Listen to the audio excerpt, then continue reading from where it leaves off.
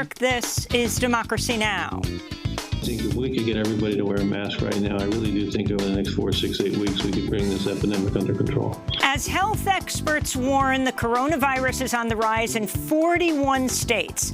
Many governors are reimposing restrictions after attempts at opening up their states.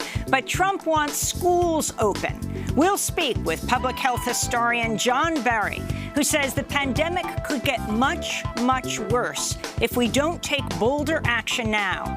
He's the author of The Great Influenza, the story of the deadliest pandemic in history.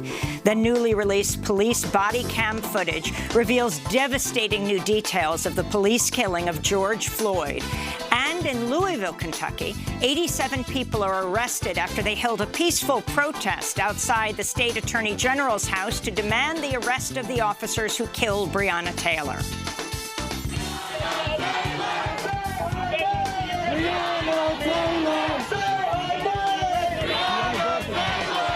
We'll look at the ongoing national uprising against racism and police violence and much more with Professor Mark Lamont Hill, author of Nobody, Casualties of America's War on the Vulnerable from Ferguson to Flint and Beyond.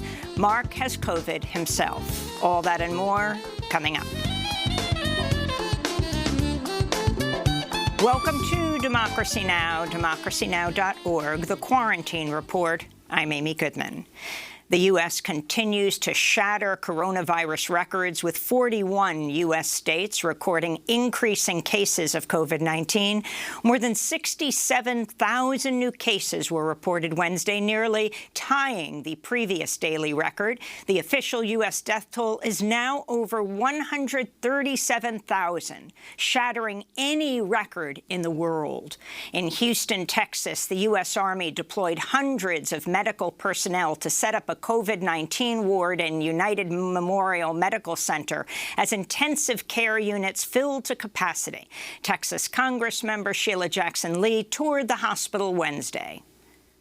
Whenever you enlist the United States military for assistance, you are at a peak crisis period. I think that is important for everyone who thinks this is going away, COVID-19, anyone who thinks we're at the end of it. The Houston Independent School District said Wednesday it will start the school year with at least 6 weeks of online classes, with a tentative plan to open classrooms in late October. In Florida, confirmed coronavirus cases topped 300,000 Wednesday, even as Disney World completed a phased reopening of its Orlando theme parks. In Miami, hospitals have run out of regular intensive care beds, with new patients moved into converted ICUs. Florida Governor Ron DeSantis said he's mobilizing 1,000 medical workers to fill critical staffing shortages, but refuses to impose a state mask mandate. In Alabama, Governor Kay Ivey has issued a statewide mask order until the end of July, reversing months of opposition to a mask mandate. Alabama hospitals reported 47 deaths on Wednesday, another single-day record. The Alabama governor's order came after the director of the Centers for Disease Control and Prevention, Dr. Robert Redfield, said a nationwide mask mandate could save tens of thousands of lives. I think if we could get everybody to wear a mask right now, I really do think over the next 4, 6, 8 weeks we could bring this epidemic under control. In Georgia, where the official COVID-19 death toll passed 3,000 this week, Governor Brian Kemp issued an executive order Wednesday voiding local mask ordinances. Savannah Mayor Van Johnson, who is the first mayor in Georgia to mandate masks, tweeted in response, "It's officially official. Governor Kemp does not give a damn about us," unquote. Earlier Wednesday, Governor Kemp greeted Donald Trump on the tarmac as the president arrived at Hartsfield-Jackson International Airport in Atlanta. Both Trump and Kemp wore no masks as they greeted each other, though the Georgia governor quickly put his back on. Atlanta Mayor Keisha Lance Bottoms, who's in self-isolation with COVID-19, said President Trump broke the law by violating her executive order requiring facial coverings in public. In Oklahoma, Republican Governor Kevin Stitt has become the first U.S. governor to test positive for coronavirus. Speaking from self-isolation Wednesday, Governor Stitt continued to resist making masks mandatory for Oklahomans. Not thinking about a mask mandate at all. We want to give businesses the freedom. I know that some businesses are mandating masks, and that's great. But you can't pick and choose what freedoms you're gonna give people. Oklahoma Governor Stitt was photographed wearing no mask as he welcomed President Trump to a campaign rally in Tulsa on June 20th. So was former Republican presidential candidate Herman Cain, an African-American cancer survivor over the age of 70 who contracted COVID-19 after Trump's Tulsa rally and has been hospitalized for weeks. Meanwhile, Walmart said Wednesday all its U.S. customers will be required to wear masks beginning July 20th. The White House is distancing itself from President Trump's senior trade advisor, Peter Navarro, who accused top U.S. infectious disease expert Dr. Anthony Fauci of being wrong about everything related to the pandemic. A White House statement Wednesday claimed Navarro, quote, didn't go through normal White House clearance processes, unquote, before publishing the criticisms in a USA Today op-ed. Speaking to an online healthcare summit, Dr. Fauci called on U.S. officials to, quote, stop this nonsense and get back to the work of fighting the pandemic. I think they realize now that that was not a prudent thing to do because it's only reflecting negatively on them. I can't explain Peter Navarro. He's in a world by himself, so I don't even want to go there. Despite the fact that the White House tried to distance itself from the trade advisor Navarro, the White House itself put out opposition-like bullet points against Fauci earlier. Worldwide, the pandemic continues to accelerate. India reported a record one-day spike of nearly 33,000 new cases. Kenya's health ministry says it's fighting a massive COVID-19 outbreak at the nation's largest maternity hospital in Nairobi. At least 450 Kenyan healthcare workers have fallen ill, with 4 deaths. In the Peruvian Amazon, activists are warning the virus could devastate isolated indigenous communities after 6 coronavirus cases were confirmed among the Nahua people. The tribe was only recently contacted. Its members lack immunity to many viruses, including the common cold.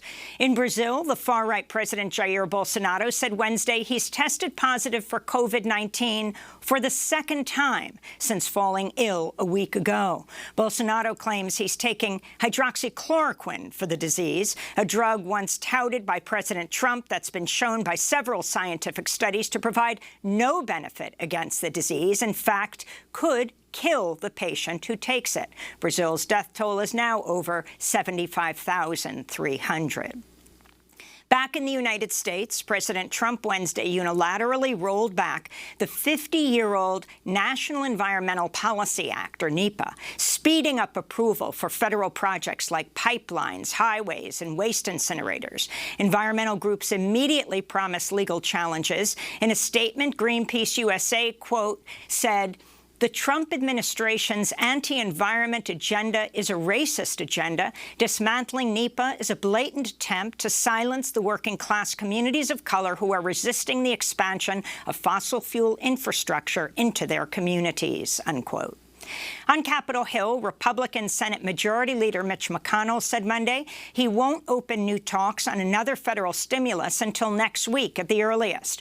Without congressional action, a $600 weekly boost to unemployment benefits will expire at the end of July for more than 30 million people. This comes as Harvard researchers estimated some 110,000 small businesses have closed permanently since the start of the pandemic. On Wednesday, Goldman Sachs reported over $2.4 billion in second-quarter profits, shattering investor expectations. And a new study by Americans for Tax Fairness finds U.S. billionaires have added $584 billion to their personal wealth since March, a greater amount than the budget shortfalls of 23 U.S. states.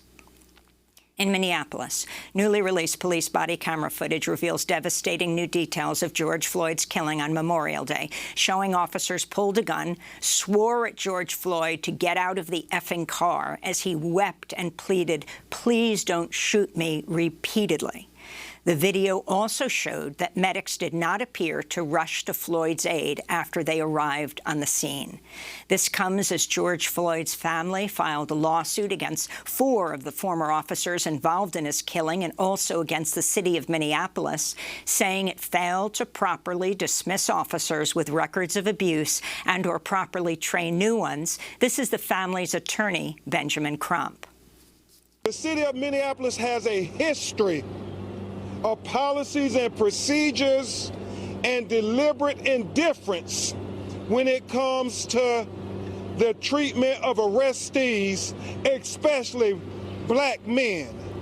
We'll have the latest on George Floyd's killing by Minneapolis police after headlines, speaking with Professor Mark Lamont Hill, who has COVID-19 himself. In Louisville, Kentucky, civil rights groups are calling on prosecutors to drop felony charges against 87 people who held a peaceful sit-in protest Tuesday outside the home of State Attorney General Daniel Cameron.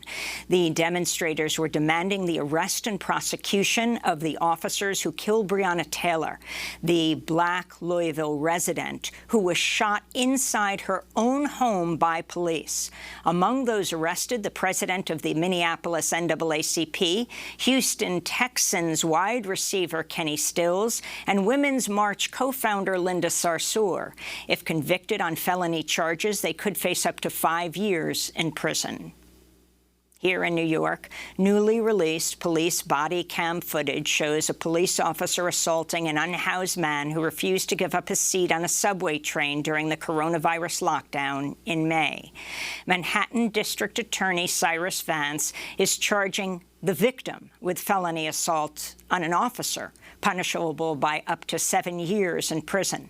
Elsewhere, the NYPD arrested 37 people Wednesday as counter-protesters confronted a pro-police march on the Brooklyn Bridge. Several protesters and 4 police officers were injured in the skirmishes, which came as Mayor Bill de Blasio signed new police accountability measures into law. Asheville, North Carolina, has formally apologized to black residents for the city's role in slavery. A resolution approved unanimously by Asheville City Council Wednesday calls for investments in black businesses and home ownership as a form of reparations. In Berkeley, California, city leaders are moving forward with a plan to replace traffic police with a new unarmed civilian force. Under the plan, armed police officers would no longer respond to emergencies involving unhoused people or residents with mental illness. Berkeley City Council has set a goal of cutting the police budget in half. In Bristol, England, a statue of 17th-century slave trader Edward Colston, toppled by protesters last month, has been replaced with a tribute to a Black Lives Matter demonstrator. The new monument features a life-size replica of activist Jen Reed, who stood on the former statue's empty pedestal, fist held high, after it was torn from its perch and thrown into the harbor on June 7th. For me, getting on that plinth, you know, I raised my fist, and I raised my fist to give power back to the people, back to the slaves who died at the hands of Colston. I gave power to George Floyd, and and for other black people who have faced injustices for being black, The statue was installed by a London-based artist without permission from Bristol officials, though the city's mayor stopped short Wednesday of saying it would be removed. In northern Yemen, medical workers say a U.S.-backed Saudi-led bombing raid on a residential neighborhood Wednesday killed 25 civilians while critically injuring 9 others. A local doctor treated several children injured in the airstrikes. The only injured victims are all children. We received 3 or 4 people and 8 martyred women and children. And today is a painful and sad day for the free Yemeni people. The Yemen Data Project estimates the Saudi-led coalition has carried out more than 21,000 airstrikes in 5 years of war, killing more than 8,700 civilians. Most of the raids were carried out with weapons sold by the United States. We'll have more on this report tomorrow on Democracy Now! Meanwhile, the United Nations is warning of a looming environmental disaster in the Red Sea, where a stricken oil tanker has been abandoned off Yemen's coast since the start of civil war 5 years ago. The vessel's loaded with more than 1 million barrels of crude oil, 4 times as much oil as spilled from the Exxon Valdez in 1989. UN Humanitarian Affairs and Emergency Relief Coordinator Mark Lowcock said Wednesday a spill would directly affect 1.6 million Yemenis. Essentially every fishing community along Yemen's west coast would see their livelihoods collapse and would suffer substantial economic losses. About 90% of people in these communities already need humanitarian assistance. In Moscow, Russia, police arrested dozens of pro-democracy demonstrators Wednesday as they protested constitutional reforms paving the way for President Vladimir Putin to remain in power for another 16 years. The mass arrests follow days of large-scale protests against Putin in Russia's Far East that erupted after the arrest of a regional governor on murder charges. The protesters say the charges are trumped up and aimed at unseating a governor who beat a Kremlin-backed candidate in a 2018 election. Twitter says it's investigating a coordinated social engineering attack that saw the accounts of prominent politicians and celebrities briefly hacked Wednesday. The accounts of former President Barack Obama, Joe Biden, and billionaires including Jeff Bezos, Elon Musk, and Bill Gates tweeted out messages linked to a cryptocurrency scam. The incident raised fears over Twitter's ability to prevent international incidents and domestic crises as political leaders, including Donald Trump, use the forum to make policy announcements. And senior White House advisor Ivanka Trump is under fire for violating government ethics rules after she tweeted a photo of herself endorsing Goya Foods while clutching a can of black beans. The first daughter captioned the photo, "If it's Goya, it has to be good." Her endorsement came amidst a boycott of Goya Foods sparked by CEO Robert Unanue, who lavished praise on President Trump at a White House event last week. Ivanka Trump's tweet appears to violate a federal law prohibiting the use of public office for private gain. On Wednesday, as U.S. coronavirus deaths topped 137,000, Donald Trump's Instagram account tweeted a photo of the president himself, grinning in the Oval Office and flashing a thumbs-up sign over an array of Goya food products on the Resolute desk in the Oval Office. And those are some of the headlines. This is Democracy Now!, democracynow.org, the War and Peace Report. I'm Amy Goodman here in New York with my co-host Nermeen Sheikh, who is broadcasting from home. Hi, Nermeen. Good morning, Amy, and welcome to our listeners and viewers around the country and around the world. We begin today in Minneapolis, where newly released footage from police body cameras reveals devastating new details of George Floyd's killing on Memorial Day and shows medics did not appear to rush to Floyd's aid after they arrived. A warning to our viewers and listeners, we're about to describe scenes of police violence. Reporters who were allowed to view the video at a courthouse Wednesday say that after the officers arrived on the scene and talked to a store clerk who had called 911, they then pointed a gun at Floyd. Within 36 seconds, when he was in his car, they banged on his car door and yelled at him to get out of the effing car as he wept and repeatedly pleaded with them, "Please don't shoot me." Then, in footage not previously seen, the officers are shown dragging him to the ground as he's handcuffed. This is CNN's Omar Jimenez describing Floyd's final moments. Part of what he pointed to in the motion, which we saw on camera, was that Lane asked if Floyd should be moved to his side, to which Chauvin responded, "No, he's staying put where we've got him," to which Lane says, "I'm just worried about excited delirium." And it is in those moments, right after that, that Floyd is still pleading, "Please, please, please."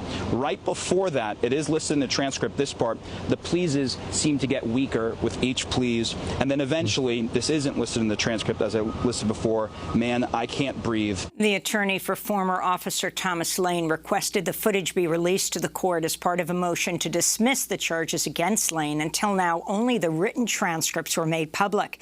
This comes as George Floyd's family filed a lawsuit against the 4 former officers involved in his killing and also against the city of Minneapolis, saying it failed to properly dismiss officers with records of abuse and or properly train new ones. This is family attorney Benjamin Crump.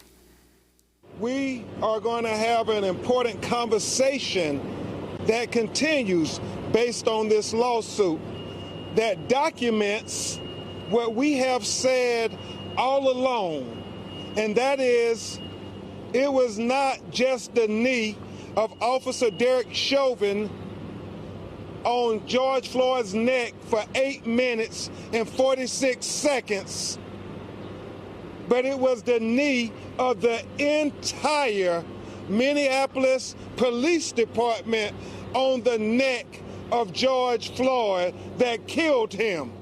Well, to respond to these new developments in the case of George Floyd's killing by police that sparked a national uprising against racism and police violence, and much more, we're joined by Mark Lamont Hill, professor of media studies and urban education at Temple University, and the author of several books, including Nobody, Casualties of America's War on the Vulnerable, From Ferguson to Flint and Beyond. He's also the host of a new podcast launched this week, Coffee and Books.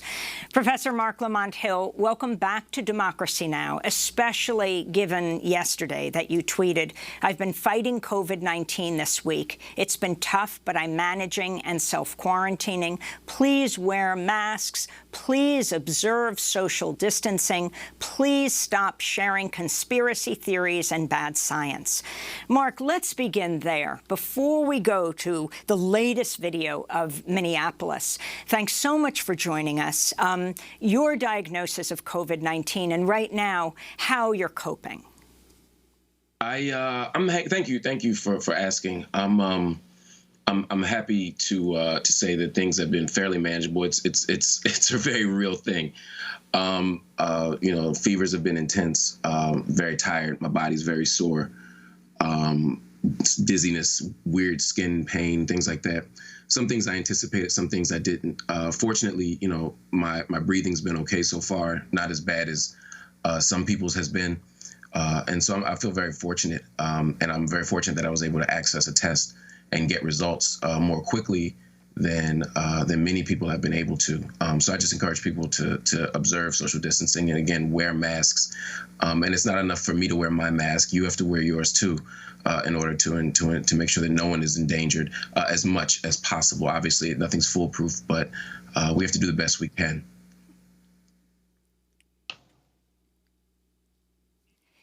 So, Mark Lamont Hill, if you can talk about, as you're home, sort of viewing this through this prism of COVID-19 right now and dealing with this, there is a surge of new information about what happened to George Perry Floyd and his last moments. We now see that some reporters have gotten to look at, though this video hasn't been released, police body cam footage of those last minutes of Mr. Floyd.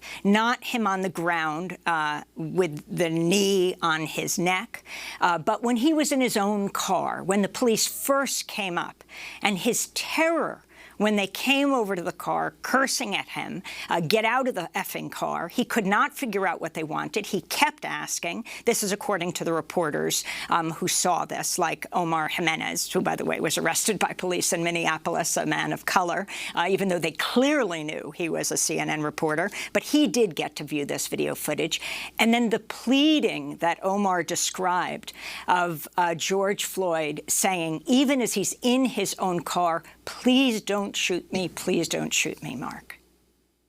Yeah, you mentioned that the lens of COVID-19 in many ways for the last 4 or 5 months, so many people in this country have felt a sense of unsafety, of unprotectedness, a sense that the state does not have an interest in making sure that the vulnerable are well taken care of. And that sense of terror that many Americans have felt, that sense of unpredictability and violence, is something that many Black people, men, women, girls, femmes, trans, cis, have felt throughout all of our time in America. What you saw on George Floyd's face, or what's been reported to see on George Floyd's face when he's in that car, is a sense of terror of knowing that when the police show up, they're not showing up to protect him. They're not showing up to ensure that he's okay. They're not even showing up to figure out how a crime occurred. They're simply coming to advance a very familiar ritual of criminalizing and brutalizing and oftentimes killing a Black body. What we see in that sequence is terrifying, it's disgusting, and it's disturbing. That George Floyd, the moment the police show up, knows that there's a problem but can't get answers. And like many Black people have experienced, when you ask a police officer, why am I here? Why am I being stopped? What's the problem? That only enrages them further and leads to this death sequence that George Floyd tragically had to undergo. It's disturbing, and I have no desire to see that footage, but America needs to know that it happened. And Mark, can you also respond to the financial damages that Benjamin Crump, the attorney for George Floyd's family, have proposed? He said that although they have not disclosed the sum, Crump has said that he hopes to, quote, set a precedent that makes it financially prohibitive for police to wrongfully kill marginalized people. Could you respond to that? And what effect do you think financial settlements could have as a disincentive for the police to exercise this kind of violence? I support Attorney Crump's efforts to demand some sort of cash settlement from the state, because the state killed George Floyd. That's indisputable. I'm not sure that long term, though, that will be the ultimate solution. Absolutely, within a white supremacist capitalist empire, putting a rock in the levers of capital can always pause things and make the state respond differently. The state responds to its financial and economic interests, to be sure. But this is a deeper issue. In the moment that the police officer is faced with a Black person, irrational white supremacist fears about Black people emerge. And I'm not sure that a financial logic can stop that. I'm not sure that qualified immunity can stop that, although we need all of those things. I'm not sure that that's enough. Ultimately, we have to understand that as long as there is policing in this country, we are going to have people who are policed and criminalized in ways that reflect white supremacy, that reflect sexism, that reflect transphobia. And so ultimately, we have to dismantle and abolish policing. But in the meantime, these types of reforms could be helpful. I'm not against reforms that don't undermine abolition. And I think that if we can place pressure on the state financially, if we can place pressure on individual officers financially as a means of getting us somewhere, I'm all about that. But we can't confuse ourselves into believing that a financial penalty, that an economic sort of sanction is going to stop police officers from killing the vulnerable, because in many ways that is part and parcel of what American policing is and always has been. Mark, we're going to break and then come back to our discussion and go down to Louisville to talk about what happened this week outside the State Attorney General's house. 87 protesters arrested as they demanded that the officers involved in the killing of Breonna Taylor be arrested and prosecuted. Mark Lamont Hill is professor of media studies and urban education at Temple University, author of several books, including Nobody, Casualties of America's War on the Vulnerable from Ferguson to Flint and Beyond. Stay with us. Black is like the magic's like a spell. My brothers went to heaven, the police going to, yeah, they're going to. Hello, operator, emergency hotline. If I say that I can't breathe, will I become a job? Line up to see the movie, line up to see the act. The officers are scheming to cover up their act. No more questions, tell me no more lies. You're serving and protecting is stealing babies' lives. I'm very black, can't send me back. You take my brother.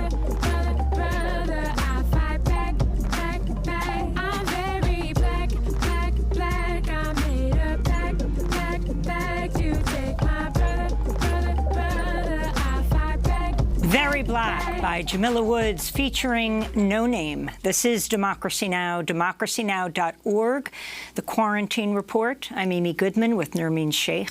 Scores of protesters gathered Tuesday for a peaceful sit-in outside the home of the Kentucky Attorney General Daniel Cameron, urging him to charge the officers involved in the killing of Breonna Taylor. She's a 26-year-old black woman, an EMT who was treating COVID patients, an aspiring nurse, who was shot to death by police inside her own apartment in March.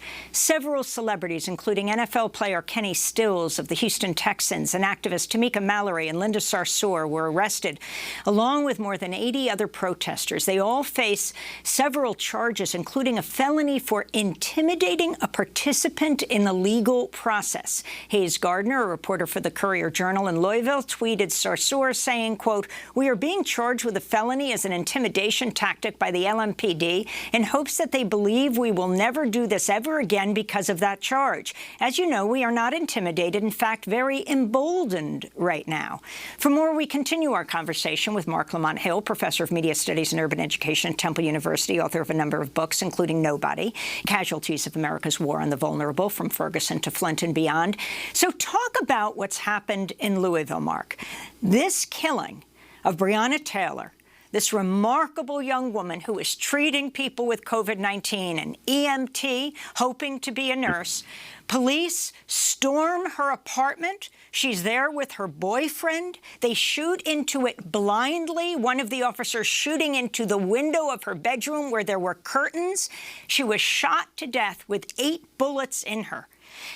Talk about what happened this week. Yeah, and again, I think you're right. And I know you know this very well, Amy. And Breonna Taylor was an extraordinary, remarkable woman. But even had she been unremarkable, even if she had made many mistakes, and even if she hadn't been a hero, she still deserves not to die at the hands of the state. And what we saw this week was the public responding very powerfully to. Or rather, excuse me, the people responding very powerfully to the state's failure to produce any semblance of justice in her case. When I saw 87 people were arrested, you know, we've all protested, we've all been arrested, and usually we get a slap on the wrist, usually we get misdemeanors for civil disobedience. But when you see someone getting a Class D felony for intimidating a person involved in a legal process, as Linda Sarsour said, what they're attempting to do is intimidate protesters. They're attempting to send a message that no one should be out here investigating something that clearly needs investigation. You know, you have someone who dies in March, and until the public scrutiny is on there, we get no movement. Even though there's so many questions about this case, from why they were there to why he was wantonly shooting a gun to why the police report had no information about even her being killed or even harmed, to why the state attorney is acting so slowly and with so little commitment to justice. And so you see people protesting and risking their lives, risking their careers, and it's a beautiful statement, but we can't stand here as a public and allow them to intimidate these protesters. And finally, Amy, I just want to thank you for keeping Breonna Taylor's case in the public eye, because for so long this was not a story, and too often the deaths of black women, girls, and femmes go unnoticed. And so it's really important that people like you and others keep these stories in the public mind. And Mark, could you also talk about the Attorney General, the Kentucky Attorney General, Daniel Cameron, who is the state's first black attorney general and the first Republican to hold the office in more than 70 years. He's been backed by President Trump. Yeah. You know, the great anthropologist and novelist Zora Neale Hurston said, you know, sometimes your skin folk ain't your kinfolk. You know, I don't look to black people in positions of power to necessarily produce justice for black people. I'm interested in what their politics are. I'm interested in what their commitments are. And so when I see a black appointee reinforcing the very same racist practices and policies that his white predecessors have, I find no joy or no pleasure in that. And the fact that this is a Trump appointee speaks not only to how unlikely we are to get justice from this position, but how important it is in November for us to do everything we can to remove Trump from office. And Mark, I want to go to another case. the decision by the Manhattan District Attorney's Office to indict Amy Cooper. You've questioned this decision. Amy Cooper is the woman who called the police and falsely claimed that a black man in Central Park was threatening her. You tweeted in response, quote, "We can't criminalize our way out of social problems. These retributive approaches will not largely impact the powerful. Who will be most likely criminalized if we intensify prosecutions for filing false police reports? Not the Amy Coopers of the world," you tweeted. Could you elaborate on why you think this is so problematic?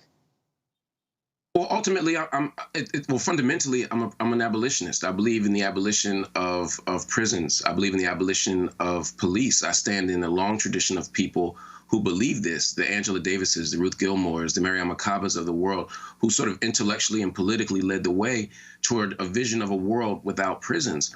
And so at every opportunity, I look for restorative approaches. I look to not use punishment and caging human beings as our primary response to social problems, whether it's drug addiction, whether it's being unhoused, whether it's poverty. I try to find ways that are outside the prison and outside the logic of the prison. For me, Amy Cooper was an opportunity to do that, not given the specifics of that case. I understand very much in this moment that without any other mechanism for justice, I don't shame or criticize or even challenge people who call for the killer cops to be arrested or incarcerated. That's not an abolitionist vision for me. But I do understand that without any other tools or resources, we're left with very little anything else to hold on to with regard to the possibilities of justice. I want us to have a more robust and ambitious freedom dream than that in the long term. And in the short term, when we have opportunities to not use the prison for drug addiction, again, for dealing with a dispute between people, to deal with someone asleep in a Wendy's parking lot like Rayshard Brooks, I say let's do it. But in cases like Breonna Taylor or others, I understand that we have fewer mechanisms and we have to do something to hold the state accountable in the short term while we look for a broader and more ambitious, again, freedom dream in the long term. Mark, we're going to end where we began, and that's with COVID. The reports and studies showing that African Americans and Latinx people are nearly 3 times as likely to be infected and twice as likely to die from the virus compared to their white neighbors. We just heard that the Republican white governor of Oklahoma, Governor Stitt, has tested positive for COVID. He was maskless at Trump's Tulsa rally held almost on Juneteenth, has to push it to the next day because of outcry. But what Trump hasn't been tweeting about, as he tweets against the left protesting in this country, is that Herman Cain, a major supporter who came to support Trump at the Tulsa rally, also has tested positive, has been hospitalized for weeks. He's the 70-year-old former African-American presidential candidate, cancer survivor. Can you talk about the connection between President Trump trying to, quote, move on and not deal with the pandemic, as over 137,000 people have died in this country, disproportionately African-American and Latinx people? Yeah, we live in a country that renders the poor disposable. Anyone who we can't extract value from, disposable. Black and brown people, disposable. Trans folk, disposable. And as soon as it became very clear that the people catching the most hell at the epidemiological level, the people who were dying the most from COVID were people who were black and brown and poor, there was a very quick move to, quote unquote, open the country back up. There was a very quick move to not worry about the health consequences for those who were left behind. And that's something that Trump has been very clear about, and we saw that throughout the country. I mean, and the same thing with the elderly. You had the Lieutenant Governor of Texas a few months ago talking about, that grandparents should be willing to sacrifice their lives for the country. And so now, when Trump is walking around without a mask, when Trump is for the last few months, when Trump is essentially saying that we should just open things up and everything will just be fine.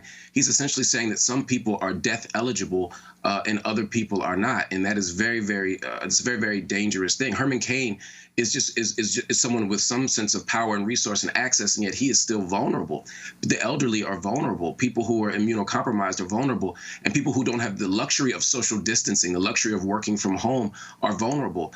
And until we have a very serious conversation about investing in the vulnerable through housing, through healthcare, through education, we're going to continue to have this problem. And as long as we have an administration that's willing to open up schools, to open up the economy, and to continue to let people die in the streets, as long as they're not white and privileged, we're going to continue to have the moral crisis that is America right now. Mark Lamont Hill, we want to thank you for being with us, professor of media studies and urban education at Temple University, author of several books, including Nobody, Casualties of America's War on the Vulnerable, from Ferguson to Flint and beyond. We wish you all the very best as you cope with COVID. We'll be thinking about you, and not just thinking, taking action. We, too, will be wearing our masks. And this news just in, the U.S. just carried out its second execution this week, killing Wesley Ira Purkey by lethal injection, even though his lawyers argued he had dementia. The last federal execution before this week was 17 years ago. Up next, we speak with public health historian John Barry, who says the pandemic could get much, much worse if we don't take bolder action now. Stay with us.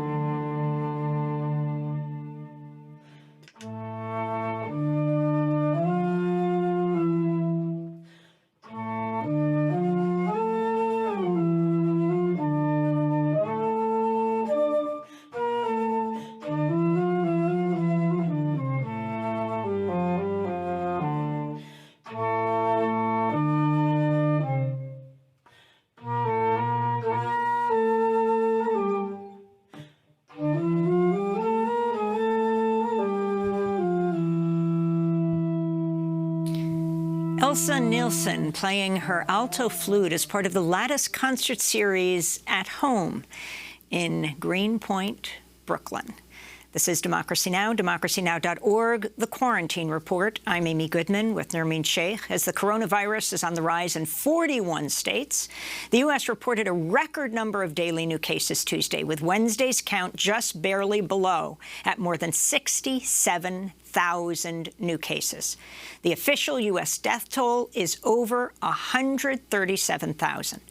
Hospital beds are running low in Texas and Arizona as several other states face increasingly dire circumstances. Many governors are reimposing lockdowns after attempts at opening up the economy. Earlier this week, California Governor Gavin Newsom ordered the closure of indoor restaurants, movie theaters, and other institutions. Alabama and Montana have ordered all people in public to wear masks. This comes as Oklahoma Republican Governor Kevin Stitt has become the first governor to test positive for the virus. He attended Trump's indoor Tulsa rally on June 20th and did not wear a mask. Herman Cain, the African-American 70-year-old former presidential candidate, also attended the rally without a mask. He's a Trump supporter and has been hospitalized ever since with COVID.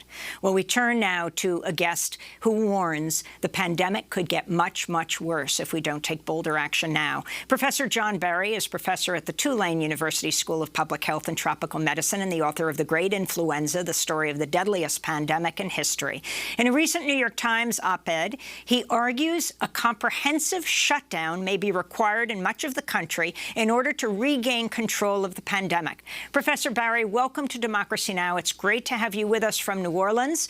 If you can start off by saying, talking about why you believe this pandemic can get much, much worse and what that bold action you think the country needs to take to turn it around. The United States, the wealthiest country in the world, has a quarter of the deaths and more than a quarter of the infections in the world, even though it has less than 5% of the population of the world. Professor Barry.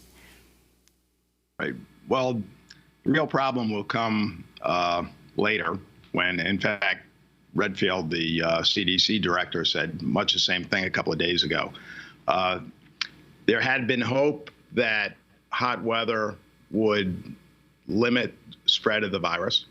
Most respiratory viruses, and probably this one as well, do transmit less well in hot weather. Obviously, we are seeing explosive spread in much of the country right now. And unfortunately, there's every reason to believe that that the spread will actually get worse when the weather turns colder and it forces people indoors into poorly ventilated spaces. That's standard for almost every respiratory infection, from influenza to the common cold. Right now, obviously, we're not in a good place. I think when you compare where we are to Europe, it gives you a real sense of how bad things are here. Italy was a place that seemed totally devastated by coronavirus first. Right now, they have, on average, about 200 new cases a day in the entire country.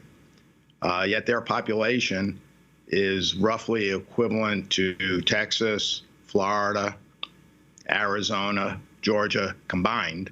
And if you add the cases up in all of those states, you're talking about probably close to, well over 30,000, 35,000 cases compared to fewer than 200.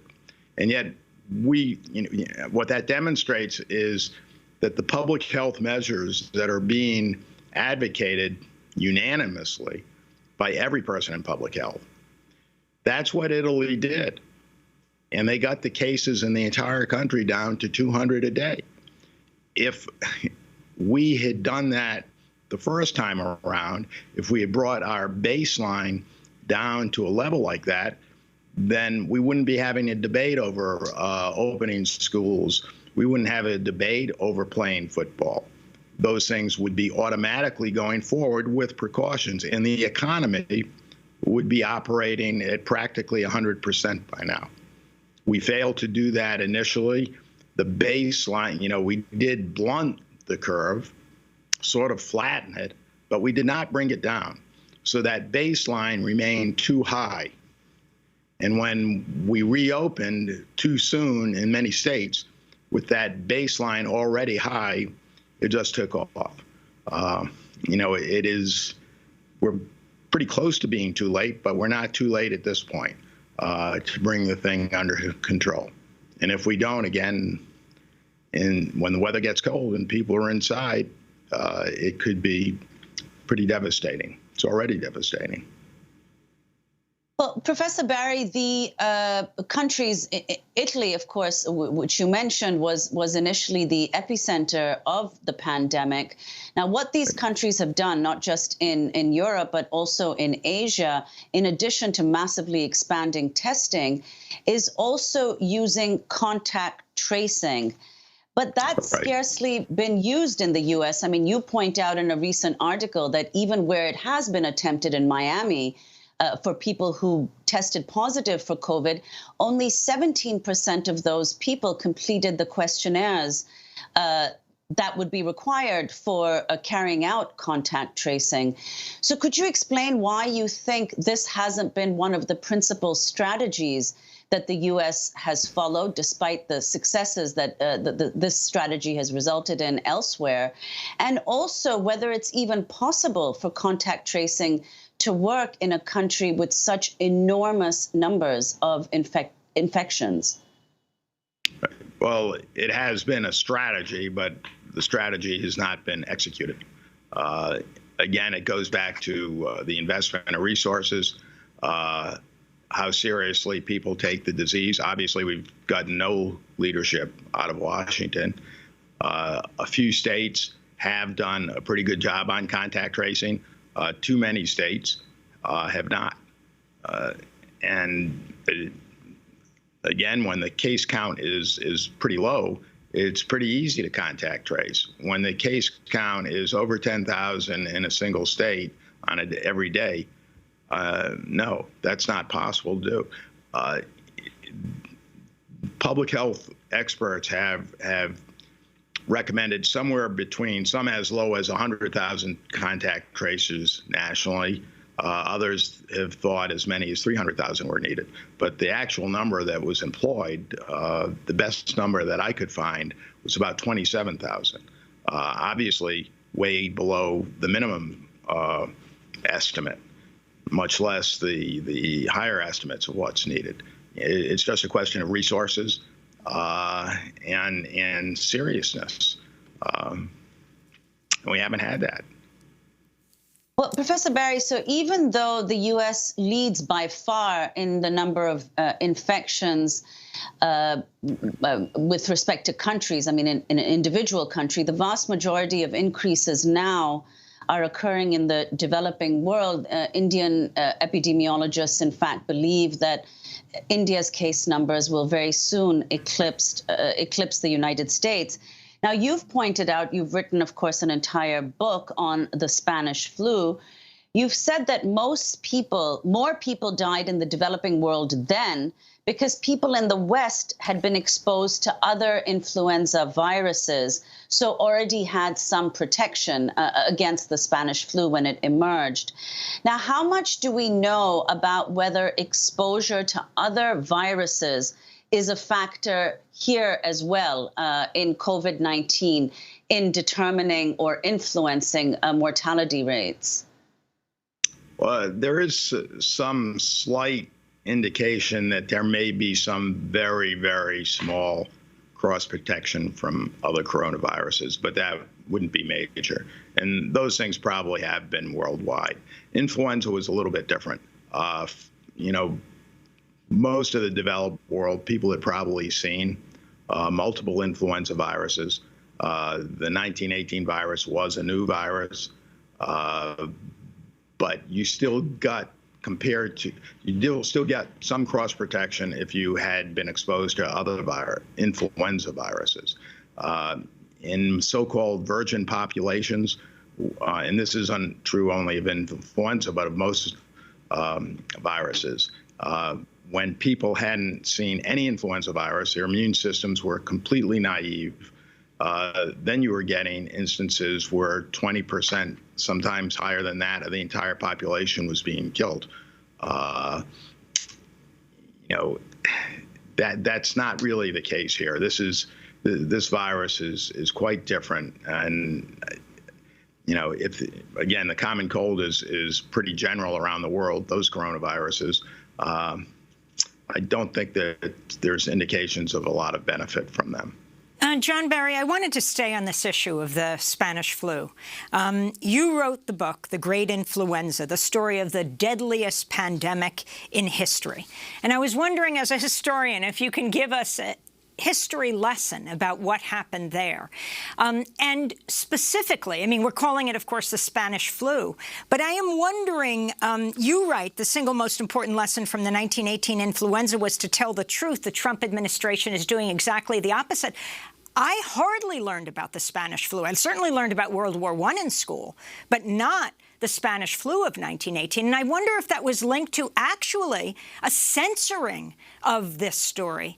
And if we could see something similar to people trying to speak out about what's happening right now in this country as President Trump tries to tamp down that discussion and move on.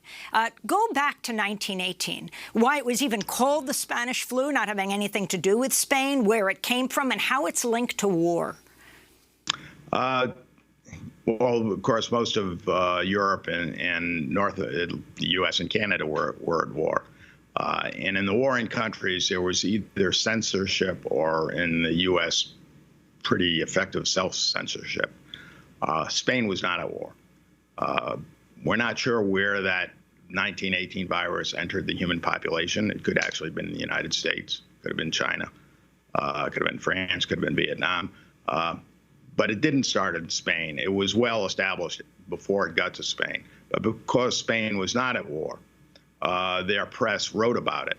In the warring countries, the powers that be didn't want any bad news about anything to get out, because they felt it would hurt morale and hurt the war effort. So Spain was writing about it. The Spanish king got sick. Celebrity culture then as now got a lot of attention and became known as Spanish flu. In the United States, there was no Tony Fauci. Even national public health leaders were saying this is ordinary influenza by another name, for the reasons they were trying to maintain morale. But nobody was calling it a hoax in 1918. The virus was much more lethal than what we're facing now. If you see your neighbor die 24 hours after their first symptom, you know perfectly well it's not a hoax.